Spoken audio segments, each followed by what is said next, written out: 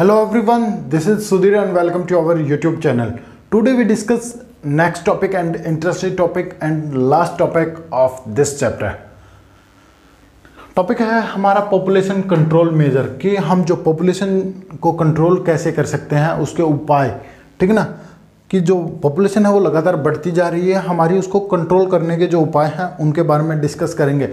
पिछली जो वीडियो थी उसके अंदर हमें जो डेमोग्राफी जो ट्रांजिशन है उसके बारे में डिस्कस किया था आप लोगों के साथ, और ये लास्ट टॉपिक है हमारा। इसके बाद हमारा जो चैप्टर है ये सेकंड कंप्लीट हो जाएगा। इसके बाद हम जो चैप्टर नंबर 3 है पॉपुलेशन कंपोजिशन, उसको स्टार्ट करेंगे। काफ़ी जल्दी ही उसको जो हम कंप्लीट कराने की कोशिश करेंगे, 2 दिन में आपको कंप्लीट मिल जाएगा बेटा। ठीक है ना, उसकी भी एक अलग से प्लेलिस्ट मिलेगी आप लोगों को, वो देख सकते हैं। तो आज बात करते हैं कि कौन कौन से फैक्टर हैं या कौन कौन से जो पॉइंट है या किन की सहायता से हम जो पॉपुलेशन है उसको कंट्रोल कर सकते हैं, या जो गवर्नमेंट है उनको किन चीज़ों पे स्टेप हैं वो उठाने चाहिए। ठीक है ना बेटा।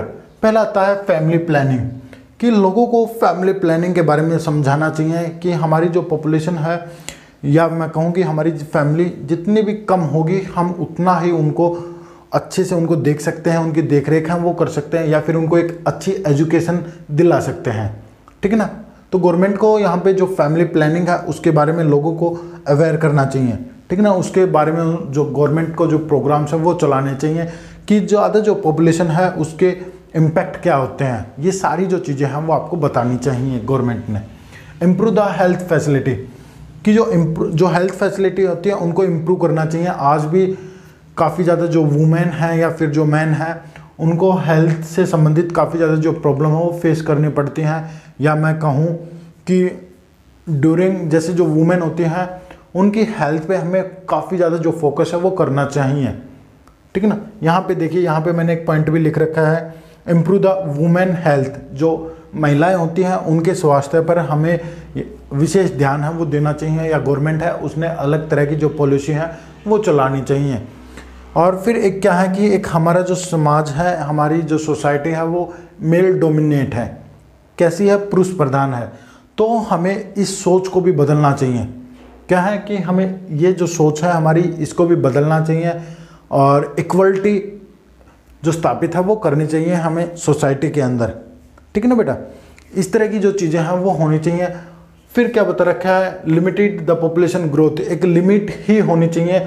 गवर्नमेंट है उसने एक लिमिट है वो बनानी चाहिए कि हमारी फैमिली के अंदर, या फिर जैसे चाइना ने बना रखी है कि एक जो कपल है, या फिर मैं बात करूं कि एक जो हस्बैंड और जो वाइफ है वो केवल एक ही पुत्र या फिर जो पुत्री है, या फिर मैं कहूं कि केवल एक ही सन को वो क्या कर सकते हैं, जन्म दे सकते हैं, चाहे वो लड़का हो या फिर लड़की हो।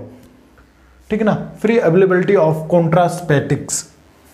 कॉन्ट्रासेप्टिक्स क्या मतलब क्या होता है, ये गर्भ निरोधक दवाइयाँ होती हैं। ठीक है ना, जो गर्भ निरोधक जो दवाइयाँ हैं वो होती हैं ताकि आप, जैसे मैं बात करूं यहाँ पे ऐसी जो टैबलेट्स हैं वो भी गवर्नमेंट ने फ्री में सप्लाई करनी चाहिए, जो कि कपल के लिए काफ़ी ज़्यादा बेनिफिट है का काम है वो करेंगे।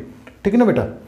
तो जैसे अदर और भी जैसे कुछ इक्विपमेंट्स हो सकते हैं, जैसे टी कॉपर हैं, टी कॉपर की हुई, या फिर और भी जो चीज़ें हैं वो आप समझ सकते हैं बेटा। ठीक है ना। फिर क्या है कि जो सरकार है उसने टैक्स लगाने चाहिए। जो लार्ज फैमिली हैं, जो बड़ी बड़ी जो फैमिली जो करते हैं लोग, जिनकी फैमिली बड़ी होती है, उन पर जो टैक्स हैं वो लगाने चाहिए। ठीक है ना। अवेयरनेस या फिर जो प्रोग्राम्स हैं वो चलाने चाहिए, लोगों को जागरूक करना चाहिए कि जो बड़ी जो फैमिली होती है उसके डीमेरिट्स क्या होते हैं और स्मॉल फैमिली के मेरिट्स क्या होते हैं, कि फ़ायदे और नुकसान दोनों जो चीज़ें हैं वो बताने चाहिए गवर्नमेंट ने। ठीक है ना। फिर एक थॉमस माल्टस थे, इन्होंने अपनी एक थ्योरी दी। ठीक है ना, उन्होंने एक थ्योरी दी 1993 के अंदर, एनसीईआरटी के अंदर 1993 है, और काफ़ी जो बुक है उसके अंदर 1793 का भी ऑप्शन है वो देखने को मिलेगा। तो बेटा कोई पजल होने की बात नहीं है, आपको एनसीईआरटी के अकॉर्डिंग काम करना है। तो यहाँ पे एनसीईआरटी के अंदर है 1993।